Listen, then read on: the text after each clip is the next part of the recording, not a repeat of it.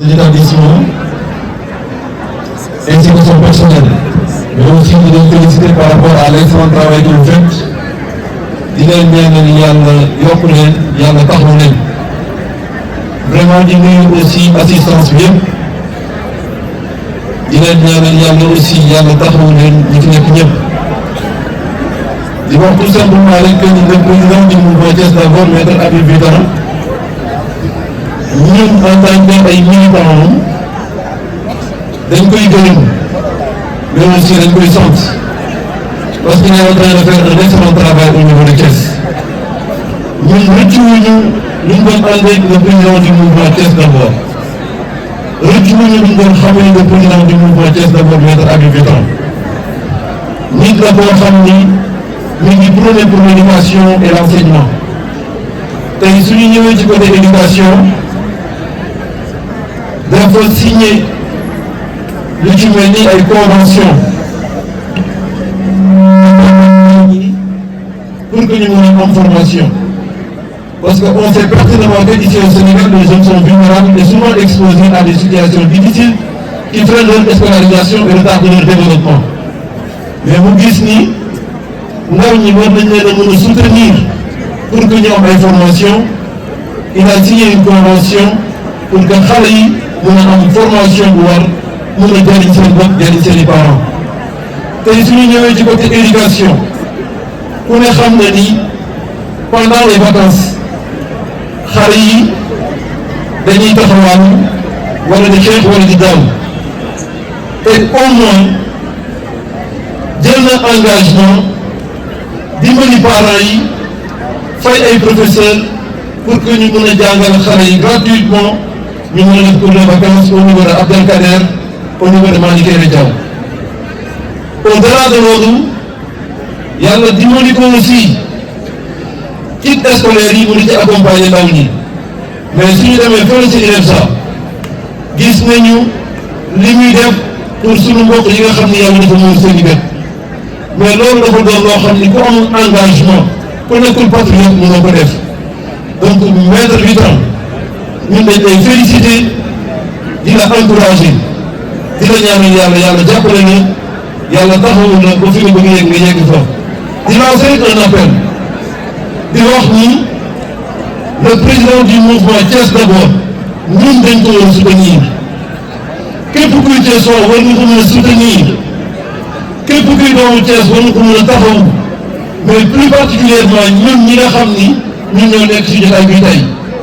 parce que ku ne xam na ni moom doom la fii ci Thiès moom frère la fii ci Thiès mais moom jëkkër la fii ci Thiès loolu dafa am lu muy symboliser mais dafa am lu muy wane li muy wane bokk na ci ñun képp ku nekk ci ñun que ça soit ngay musulman wala ngay catholique war nañu mun a taxawal lenn loo xam ni daf koy mun a soutenir ba mu am benn représentativité au niveau de l'État ba nga xam ni ëllëg ngel bi suñ koy def quand il est au niveau de l'État dina mën a permettre que suy ñëw ci activité bu mel nii mu mun fi ànd ak les ministres ànd fi ak les directeurs généraux loolu nag li ko mën a may mooy ñu booloo doon benn jàppale ko soutenir ko ba lépp lu ñuy ut ci Thiès ñu may ñu ko je vous remercie. ma yokkaat plein choix. Merci beaucoup. Je voudrais, à l'entame de mes propos, Monsieur le directeur de l'enseignement privé catholique du diocèse de Thiès, Monsieur le président de l'ONEC de Thiès, mesdames les directrices d'établissement, monsieur le directeur d'établissement, chers membres, femmes et hommes de l'ONEC de Thiès, distingués invités, remercier du fond du cœur, avec une profonde gratitude, avec reconnaissance, le nom que vous avez bien voulu me faire en me désignant pour votre 12e édition, pareil de cette belle initiative, de cette belle fête. Ce soir, ce ne sont pas seulement des enseignants, des éducateurs qui nous rassemblent. Ce sont des bâtisseurs d'avenir. Ce sont des bâtisseurs de conscience. Ce sont des semeurs d'avenir qui nous rassemblent autour de valeurs communes, autour de cultures communes, mais également, surtout, par la foi profonde dans l'éducation et dans l'humain. Je voudrais rendre un hommage très mérité à ces hommes, à ces femmes qui ont donné leur vie, qui ont donné leur engagement à l'éducation, à la jeunesse. Aujourd'hui, vous forgez des générations. Aujourd'hui, vous travaillez pour donner à la ville de Thiès, à l'État du Sénégal, des citoyens éclairés, des citoyens instruits, des patriotes et donner de futurs cadres pour notre nation. En tant que fils d'enseignant, j'ai vécu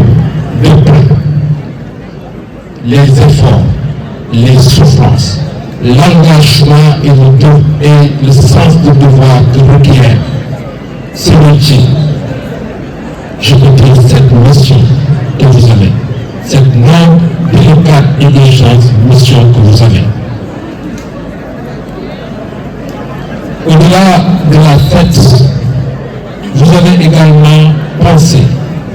à ce que, aux gens qu'on appelle nous les aînés, les retraités, les anciens. Ces gens qui, avant vous, ont tenu la barque, souvent dans la tempête, mais toujours avec dignité,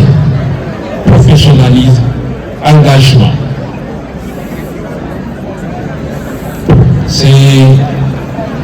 la raison pour laquelle je ne pourrais pas du tout aujourd'hui rater cet événement. Nous partageons pratiquement la même mission, celle de faire de nos vies, celle de faire du Sénégal une ville ou un pays où les jeunes ont vraiment de la chance. Une ville ou un pays où les talents peuvent éclore. Une ville ou un pays où l'espoir est une vraie réalité et non un slogan. Et c'est la raison pour laquelle, comme aujourd'hui, vous avez compté sur moi, je voudrais à mon tour compter sur vous. Comptez sur votre expérience, comptez sur votre engagement, comptez également sur vous en tant que citoyen, mais également en tant qu'électeur. Mais yéen am na fu ñu ci bokk da ngeen di former ay citoyens ñun tam dañuy tabax ak yéen ak ay citoyens dañuy liggéey pour Sénégal man ak sama mouvement dañuy liggéey pour Sénégal moo tax ma ne benn mission la am benn mission la ma Thiès jox muy être aujourd'hui à partir tey lu ñuy wax la solution directeur tudduma Aliou Vitin man mooy Vitin la solution de Thiès solution pour que doom yi bokk yéen ngeen si góorgóorlu di leen tàggat di leen jàngal ñun bu leen pare ñëw nañu ko dénk ñu utal leen liggéey ñun ñu ko dénk ñu utal leen ay perspectives loolu nag li koy def président mayu ko li ko koy jox mu ngi seen loxo yéen ñii jigéen ak góor ñi fi teew yépp moo tax damay jaxal rek di sàkkuwaat si yéen ngeen bàyyi ma xel man damaa bëgg li xam ne enseignement privé catholique jox na ma ko man mu doxee loolu si biir langue politique ces vertus ces valeurs que j'ai apprises de vous aider dans l'école privée catholique qu'on puisse l'appliquer dans la vie politique de chaque jour man li ma bëgg nekk seen doom li ma xas tuuti jàng man ak directeur ñu def mooy séminaire fii Thiès ñu jàngal ñu fulla fayda gëm yàlla ma doon ko mu mën ko mottali si langue politique li ma bëgg en tant que étudiant ñu jàngal ma ko mu nekk professeur ba tey yàlla may ma ni yéen mais liggéeyu réew mi nekk notaire mu jëfe ko si langue politique. Monsieur le directeur, je terminerai par des vœux pour le nekk yàlla initiative bi ngeen nekk muy 12e édition yàlla def muy law yàlla gën a boole yàlla nekk source d'inspiration pour xam ne ñi di ñëwaat que Dieu bénisse lu nekk que Dieu bénisse et rende pérenne vos œuvres yàlla na yàlla barkeel jërëjëf merci.